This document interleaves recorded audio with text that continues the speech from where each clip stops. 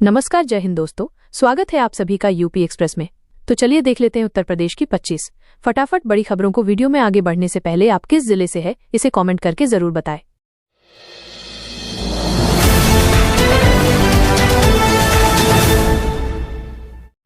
अलीगढ़ के कमिश्नर कार्यालय से कमिश्नर के नाम पर फर्जी आदेश पत्र जारी करने के आरोपी न्याय सहायक नवीन जैन को पुलिस ने गिरफ्तार कर लिया है। उनके खिलाफ क्वारसी थाने में धोखाधड़ी और जालसाजी की धाराओं के तहत मुकदमा दर्ज किया गया है। प्रयागराज, इसी साल पद्मश्री सम्मान से सम्मानित किए गए प्रोफेसर श्याम बिहारी अग्रवाल का निधन हो गया। वो इलाहाबाद विश्वविद्यालय के दृश्य कला संकाय में 35 वर्ष सेवा देने के बाद सेवानिवृत्त हुए थे। उनके निधन की खबर से पूरे शहर में शोक की लहर दौड़ गई। सैफनी थाना क्षेत्र के गांव किशनपुर में ईद मिलादुन्नबी के जुलूस के दौरान पुराने विवाद को लेकर दो पक्षों में मारपीट और फायरिंग हो गई। इसमें 2 लोग गंभीर रूप से घायल और 4 अन्य चोटिल हुए। सभी को जिला अस्पताल रेफर किया गया। बागपत के बिनौली बीईओ बृजमोहन सिंह ने आरोप लगाया कि अनुसूचित जाति से होने के कारण कर्मचारी उन्हें अधिकारी नहीं मानते और परेशान करते हैं। वहीं बीआरसी के 3 कर्मियों ने भी बीईओ पर मानसिक उत्पीड़न का आरोप लगाया। बीएसए ने मामले की जांच शुरू कराई है। आगरा में बाबा बागेश्वर पंडित धीरेन्द्र शास्त्री के प्रवचन का कार्यक्रम रद्द कर दिया गया है। कार्यक्रम के आयोजक ने इसकी पुष्टि की है। आयोजन की तैयारियां जोरों पर चल रही थीं, लेकिन किसी अपरिहार्य कारण से ये कार्यक्रम अब आयोजित नहीं किया जाएगा।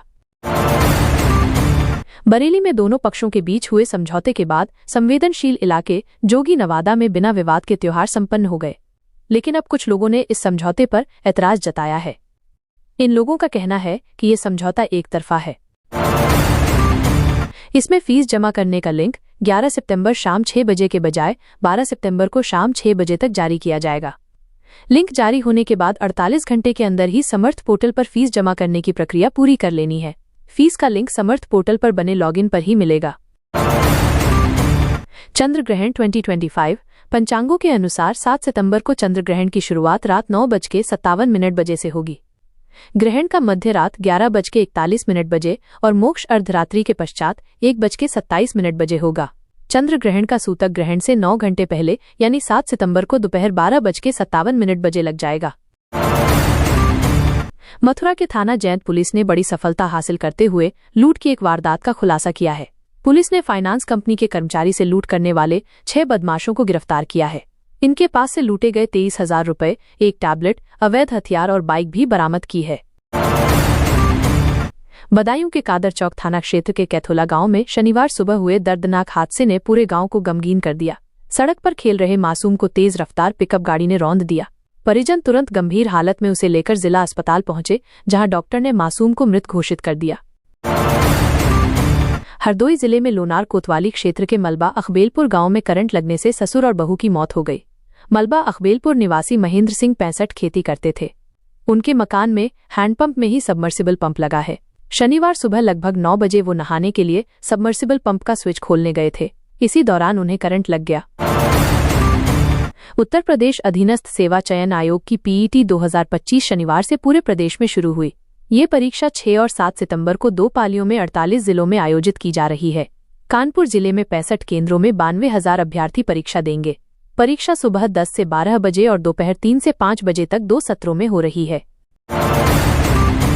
आईआईटी बीएचयू और उत्तर प्रदेश राज्य औद्योगिक विकास प्राधिकरण यूपीसीडा के बीच समझौता हुआ। इसके तहत काशी को भी $10 खरब अर्थव्यवस्था का मजबूत केंद्र बनाया जाएगा। यूपीसीडा की ओर से सीईओ मयूर माहेश्वरी और संस्थान से अधिष्ठाता research and development pro Rajesh Kumar ने समझौता ज्ञापन पर हस्ताक्षर किए। वैगन मरम्मत रेल कारखाना के कुछ अफसर व कर्मचारी बड़ी ठेके कंपनी से पेटी कॉन्ट्रैक्ट पर काम लेकर दोगुना मुनाफा कर रहे हैं। अफसरों की मिलीभगत से चल रहे पिछले लंबे समय से इस कार्य का खुलासा पिछले दिनों मजदूरों ने सीडब्ल्यूएम से शिकायत कर किया है। आरोप लगाया है कि वर्कशॉप के अफसर जबरन उनसे काम कराते हैं। गोरखपुर में ममता हत्याकांड में वारदात को याद कर बेटी मुक्ति के आंखों से आंसू छलक उठे। मामा ने भांजी को सीने से लगाया। वारदात के वक्त पड़ोस की दुकान में बेटी मुक्ति किचन का सामान ले रही थी। बेटी के सामने पिता ने उसकी मां की गोली मारकर हत्या कर दी थी। बैराज से छोड़े गए पानी और बीते दिनों हुई बारिश के बाद बरेली जिले में नदियां उफान पर बह रही हैं। फरीदपुर तहसील क्षेत्र में बहगुल नदी की बाढ़ से काफी इलाका जलमग्न हो गया है। शनिवार को बाढ़ से सैदापुर से शाहपुर बनियान जाने वाला मार्ग भी कट गया। लहचूरा में गणेश विसर्जन के बाद अपने बड़े भाई के साथ धसान नदी में नहाने गया युवक तेज धार में बह गया। आसपास के लोगों के शोर मचाने पर पुलिस ने उसकी तलाश में गोताखोरों को नदी में उतारा। करीब 3 घंटे तलाशने के बाद भी युवक का अभी तक पता नहीं चल सका है।